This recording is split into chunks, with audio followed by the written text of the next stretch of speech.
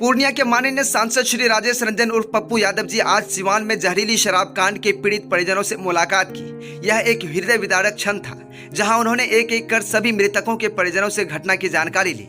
साथ ही इस दुख भरी स्थिति में उनके साथ खड़े होकर उन्हें आर्थिक मदद प्रदान की। बिहार में शराबबंदी पूरी तरह से फेल हो चुकी है।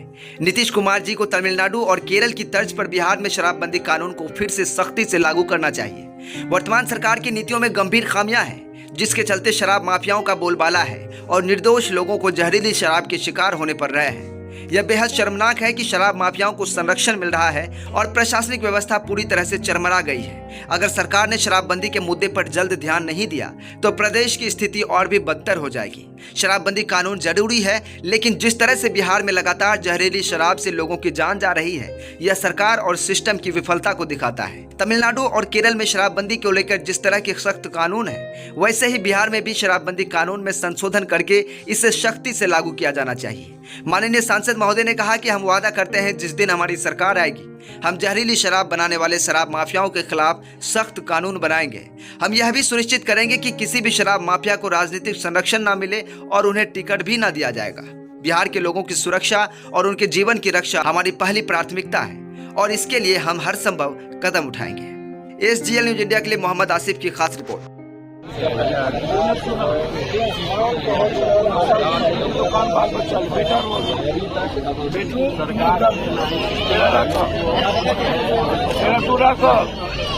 सब्जी उब्जी की दुकान करने का मदद करो।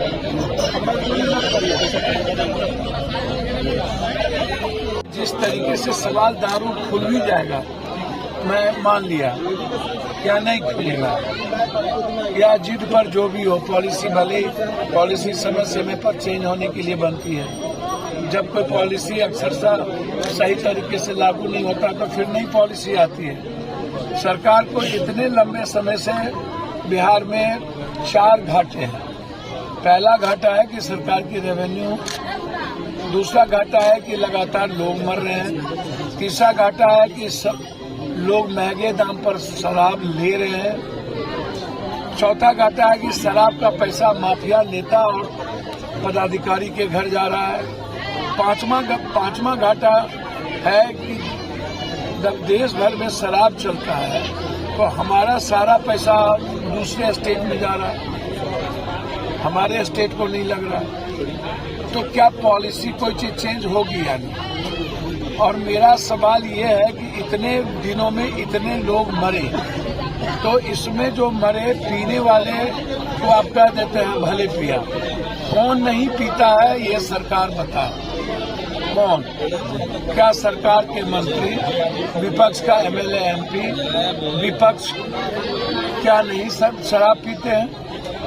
क्या आप जाकर के बाहर ताशकंद में, दुबई में, रशिया में, चाइना में, दिल्ली में, बम्बई में, अन्य जगह जब जाते हैं तो क्या आप शराब नहीं पीते हैं? नेताओं ने तो प्रतिज्ञा लिया था शराब नहीं पीने का, कसम सभी लोगों ने खाया था। क्या दिल पर हाथ रख के बोले तो नेता लोग शराब नहीं पीते हैं? तो जब शराब पीते हैं तो ये गंदी राजनीति क्यों? और जब अगले बार पॉलिसी बनी कि जो शराब से मरेंगे उनको 4 लाख रुपया दिया जाएगा, फिर यह कहना कि अपने बेमौत मरे हैं। भैया, आप कभी भी थाने को डिस्चार्ज नहीं करते हैं, उस पर FIR दर्ज नहीं करते हैं। बेच कौन रहा है? क्या सरकार को नहीं पता है कि इस इलाके में, सिवान, छपरा, गोपालगंज इलाके में बड़ा बड़ा शराब के तस्कर कौन है, माफिया कौन है? अन्य बातों की खबर रहती है और शराब की खबर नहीं रहती है। तो मेरा सरकार से बिल्कुल आग्रह है कि आप हर कीमत पर केरल और तमिलनाडु के तट पर सरकार टैक्स को बढ़ा करके बड़े लेवल पर अब टैक्स बढ़ाइए, ताकि शराब कोई खरीद ना सके।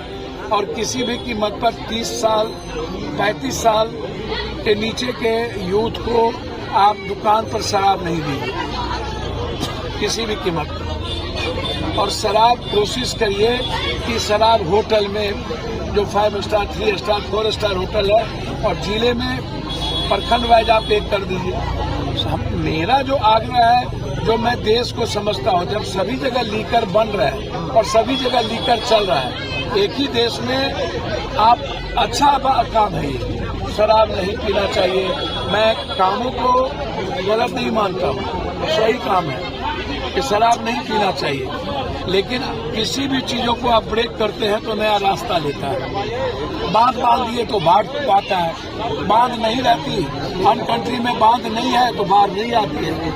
जब आप कोई रास्ता रोकिएगा तो नया रास्ता अख्तियार करता है।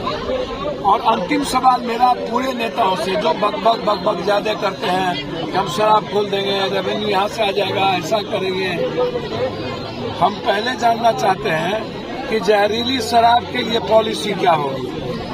हमें पूरे बिहार का नेता बताए कि जहरीली शराब क्या शराब खुलने के बाद नहीं बिकेगा? क्या इसके पहले नहीं बिकता था?